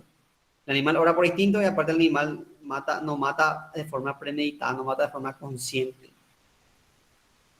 El ser humano es consciente de la muerte, es consciente de eso y aún así mata.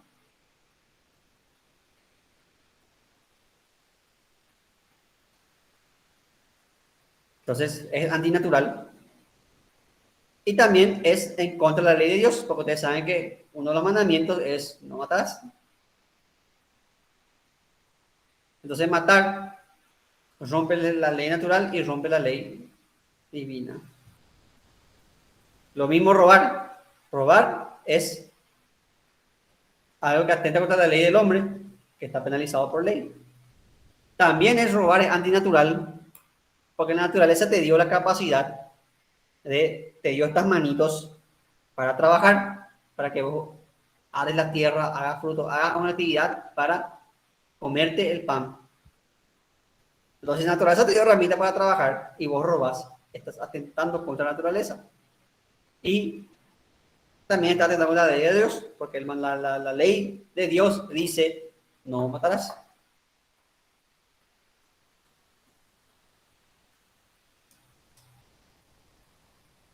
Y acá también podemos poner muchas cuestiones polémicas. Por ejemplo, muchas personas de creyentes eh, justifican eh, hasta ahora muchos comportamientos en este tipo de leyes. Pero ahora no vamos a polemizar en eso. Porque ya hablamos del tema aborto, homosexualidad, ya hablamos de todos esos temas polémicos.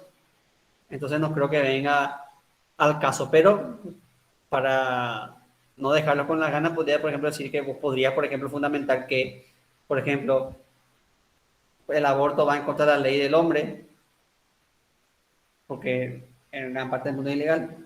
Va contra la naturaleza, porque en la naturaleza no hay ningún animal que aborta, así que le mata a su hijo en el vientre. Y va contra la ley de Dios, porque la ley de Dios es que Dios da la vida y solamente Dios te puede quitar. O sea, Dios te da la vida y vos no tenés derecho a romper las leyes de Dios y quitar. Entonces, aborto, suicidio, todo eso se pregunta con esta ley, pero eso también queda muy a interpretación muy depende de cómo agarre eso. Eh, eh, otra vez, todo un tema. De hecho, hasta ahora hay discusión entre los mismos religiosos.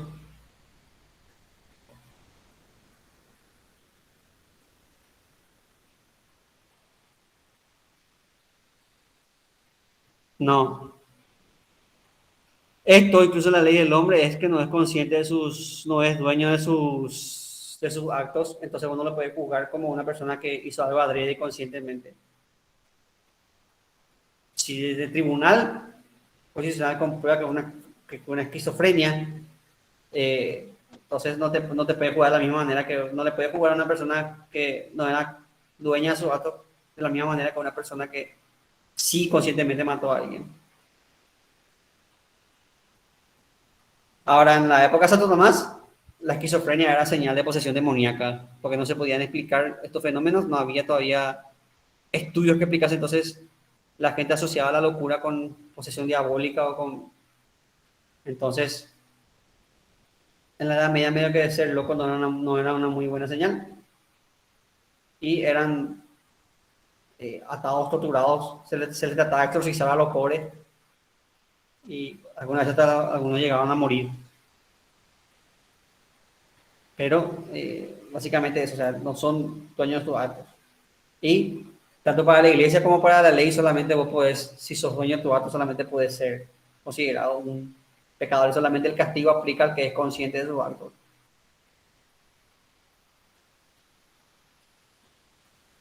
Y al que está en pleno uso de sus facultades mentales.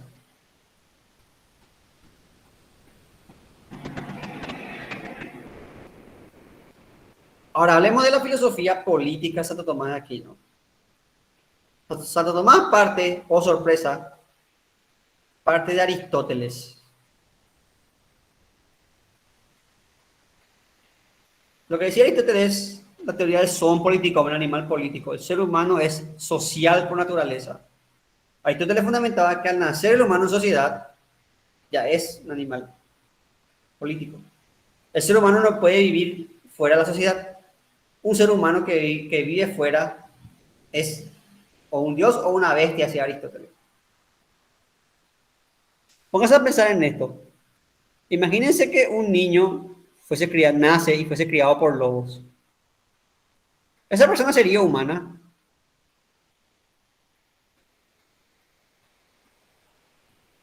Le pregunto, un niño que nace es abandonado en el bosque y es criado por lobos, ¿sería un humano? Su físico sí sería humano, Mm. pero en mi parecer tendría una crisis existencial, o sea, tendría un trastorno de personalidad porque estaría criado por lobos, tendría la Mm. personalidad por la cual fue criado. Es más, ahora sabemos, gracias a los estudios de la psicología, sabemos que si vos le encontrás, si tienes suerte ese bebé, si tienes suerte de vivir 2 años, de llegar al segundo año, si vive 2 años ese bebé, aunque los humanos le rescaten y le lleven a su, ya no va, el chico, ya no van a poder hablar, porque todas las conexiones sinápticas que se establecen a los 2 años, hasta los 2 años, para el habla, ese chico no va a tener. Ese chico va a gruñir, a lo mejor va a imitar el aullido de los lobos, pero no va a hablar. Ya no va a poder hablar, aunque los humanos le rescaten y le traten. Después de los 2 años, pues ya no le puede enseñar a hablar a un chico. Haga lo que haga, no va a saber, porque ya, las conexiones ya se perdieron, esas conexiones sinápticas que sirven para hablar, que hacen que desarrolle nuestro lenguaje. O sea, él va a tener las conexiones para hacer gruñido, para hacer imitar los sonidos, pero no va a hablar. Entonces, no sería un humano, como dicen ustedes acertadamente, sería un humano así en esencia, pero no, comportamiento sería de un animal. Entonces eso quiere decir que el ser humano, para desarrollarse realmente como humano, tiene que vivir con otros humanos, tiene que vivir en sociedad. Eso hacía Aristóteles. Santo Tomás tomaba esto y decía que Dios nos hizo sociales. Dios le creó al hombre para que sea social. Por eso el hombre lo primero que hace es formar familia, tener entonces esa naturaleza que Dios le imprimió al hombre. Y como le dije, las leyes civiles están hechas por las leyes naturales, en base a las leyes naturales. La naturaleza le produce la necesidad de ser social y la necesidad de formar familia, porque Dios quiere que así sea. Entonces el hombre es social por naturaleza, porque Dios así lo quiso. Y así como hay un gobierno, así como Dios es Padre, nuestro Padre Celestial, hay un Padre terrenal que es nuestro Papá terrenal. Así como hay una jerarquía en el cielo, hay una jerarquía en la tierra. Así como hay Dios, potestades, serafines, querubines, ángeles, arcángeles, así también en el mundo real, en la política real, hay una jerarquía, que son el rey. No, perdón, borren eso. La iglesia, encabezada por el Papa, el rey, la nobleza y los simples plebeyos. Acuérdense que estamos en la Edad Media. La sociedad de la Edad Media era estructurada y era inamovible. Vos si nacías campesino, morías campesino. Si nacías noble, morías noble.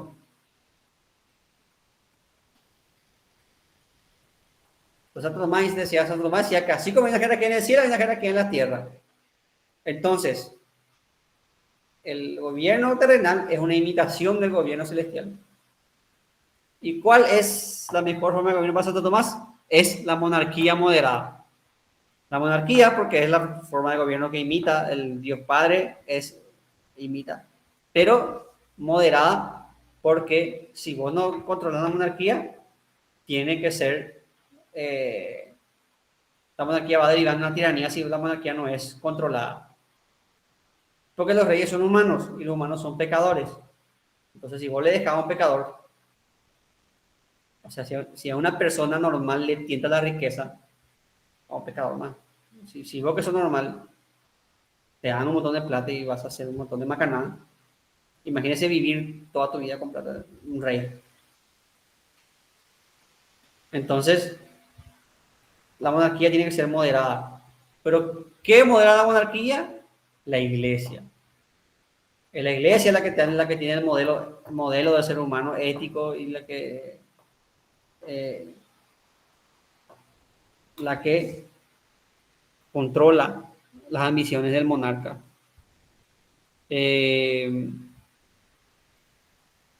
Acuérdense que en esta época los monarcas eran nombrados por Dios a través del Papa. En esta época, vos para que tu autoridad como rey tenga valía, tenía que hacer que sea el Papa el que te ponga la corona. Entonces era el Papa quien validaba tu coronación de rey. Y eso fue así hasta que Napoleón se puso la corona de emperador le quitó hacia el Papa y se puso la corona de emperador, cuando Napoleón se coronó emperador. Entonces el rey era considerado como alguien derivado de Dios. Así como según las escrituras, Dios le constituyó como rey a David, así también Dios ponía reyes en la tierra. Obviamente los reyes también eran humanos, los reyes no eran divinos, pero estaban ahí por designio divino. Y ellos tenían que velar por los fieles. O sea, la misión del rey era velar por los fieles. Cosa que no siempre hacían, ¿verdad? Pero bueno, esa era su misión. Entonces, esa era la política de Santo Tomás. Una monarquía, pero una monarquía moderada, no una monarquía absoluta. Es decir, un rey, pero este rey que no tenga poderes ilimitados, sino que su poder se restrinja al de la iglesia.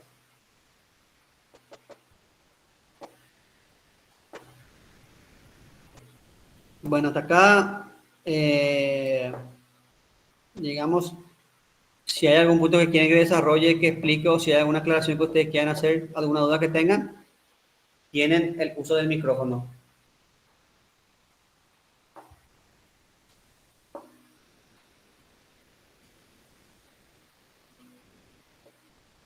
¿Cómo se podría plantear esto en el examen, profe? En el examen te va a plantear esta parte política te va a plantear de dos formas. Primero la del son politicón, te va a pedir así. Te va a pedir, Aristóteles lo tomas, te va a pedir concepto son politicón y ahí te va a pedir, vos tenés que marcar qué significan en las respuestas. O te va a pedir, la mejor forma de gobierno para tomar aquí no era aristocracia, democracia. Eso te tiene que tomarlo nota porque a veces te confunden. La mejor forma de gobierno para Platón era la aristocracia. La mejor forma para Aristóteles era la monarquía moderada. Y Tomás Aquino también monarquía moderada. Solo que Aristóteles era monarquía moderada a secas por un consejo, por una regencia de sabios. Pero para Tomás Aquino la monarquía estaba moderada por la iglesia. Esa es la única diferencia entre Tomás y Aristóteles. Pero los dos querían la monarquía moderada. Acuérdense también que para Platón la democracia era mala, para Aristóteles la democracia era buena, y para Tomás Aquino podríamos decir también que era buena, pero no tan buena como la monarquía, igual que Aristóteles. O sea, lo que hizo Aquino es cristianizar la política de Aristóteles y meter a la iglesia en el plano político. Hoy sabemos que iglesia y Estado son separados. O sea, de hecho, una de las principales consignas de la Revolución Francesa fue la separación entre iglesia y Estado. Pero en esta época no era así. En esta época la iglesia era, aparte de ser iglesia, tenía su propia milicia, eran políticos, militares. La iglesia tenía muchísimas funciones en esta época. Acuérdense que en la Edad Media toda la cultura estaba copada por la religión, todos los aspectos culturales. Entonces, eso, así es lo que te va a salir en el examen. Te va a salir por la forma de gobierno o qué quiere decir son politicón. Esas cosas te van a salir en el examen. Y vos tenés que En este marcar. caso, son politicón, por ejemplo, significa que el ser humano es un animal político, ¿verdad, profe? Que los son politicón quiere decir que el ser humano es naturalmente social, que es un animal político. Que por el hecho de ser humano, ya estás. Te voy a explicar mejor. Brenda. Tengo otra pregunta, pero terminar nomás de responderle primero a él. Sí, vos por el hecho de ser humano y nacer en una familia, nacer en una sociedad estructurada, entonces ya, ahí ya estás en una unidad política. La familia es una unidad política, tiene una autoridad, mamá, papá son una autoridad, tiene una estructura y tiene las casas tienen sus leyes, las casas tienen tus reglas. Tu papá te dice hasta ahora tener que estar y tener que estar hasta ahora. ¿Cuántas veces los papás tienen mi techo, mis reglas? Entonces vos por naturaleza, aunque vos no te metas en política, no seas intendente, vos por naturaleza ya vivís en una sociedad política. Eso quiere decir sos politicón. Brenda, Profe, vos dijiste que Santo Tomás quería demostrar que también se puede llegar a Dios por la vía de la razón. ¿Y qué era la sí. segunda cosa? Aparte de eso, él quería demostrar que eh, quería negar, o sea, quería demostrar que eh, las pruebas basadas en argumentos eran superiores a las pruebas ontológicas, a la prueba, perdón, al argumento ontológico que es una prueba a priori. Entonces, Tomás decía que para probar ese deseo había que partir de la experiencia, de cosas que nosotros podamos constatar. Por eso, la primera parte, lo primero que hace Tomás es buscar algo que puedas constatar. Después de eso, te establece que es algo que tiene una causa, pero esa causa no puede ser infinito. Entonces, primero partimos de lo que podemos comprobar, el huevo. Después, ese huevo tiene que ser causado por algo, una gallina. A su vez, esa gallina tiene que ser causada por... Entonces, pero eso no puede ser infinito, tiene que haber algo que cause todo, y ese algo es Dios. Esas son las tres partes de la vida. Entonces, lo que quiere hacer Tomás es primero demostrar que se puede probar racionalmente la existencia de Dios por la razón, y segundo, negar o sí, negar las pruebas a priori, porque pasa todo más, eran ejercicios lindos de lógica. Hasta ahí nomás. O sea, todo muy lindo San Anselmo, pero lo que voy a hacer es un ejercicio de lógica. Y las pruebas tienen que partir de cosas que vos puedas constatar para que sea una prueba de algo, decía Santo Tomás. No sé si me entendiste, Brenda. Sí, profe. Perfecto. Gracias. ¿Alguien más quiere hacer uso del micrófono? Profe, esas tres primeras vías, por ejemplo, la gallina, el huevo y todo eso, también es de Santo Tomás, ¿verdad? Todas las 5 vías son de Santo Tomás. Las Sí, sí, 5 entiendo. son de Santo Tomás. Y acuérdense que estas vías son resúmenes. Esto se desarrolla por 300 páginas del libro, no es que le explica 1, 2, 3, 4, 5 y ahí termina. Pero, para los fines que no necesitamos ahora,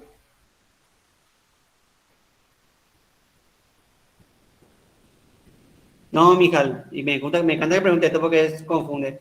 Santo Tomás es monista, cuerpo y alma son uno. Agustín era dualista, Tomás es monista. Platón es dualista, Aristóteles es monista, Agustín es dualista, Tomás es monista. Tomás decía que cuando el alma muere, lo que pasa es que el alma adquiere un cuerpo espiritual. Pero él seguía diciendo que el alma y cuerpo eran uno solo. O sea, era monista. Monista, y la prueba de eso decía, Jesús resucitó en cuerpo y alma. Jesús no resucitó como fantasma. Jesús no es como Obi-Wan en Star Wars que apareció como un fantasma de las fuerzas, sino que Jesús apareció en cuerpo y alma. O sea, Jesús reencarnó con su cuerpo y todo. Como era tan pro, era su mismo cuerpo, no necesitó un cuerpo espiritual como nosotros. Jesús era tan pro que él en su propio cuerpo, así con la herida de la cruz y todo así reencarnó.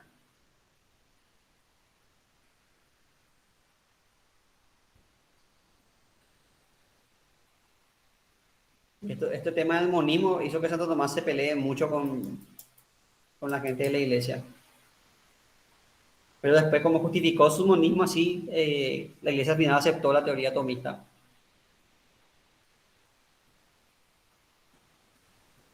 ¿Alguna otra pregunta?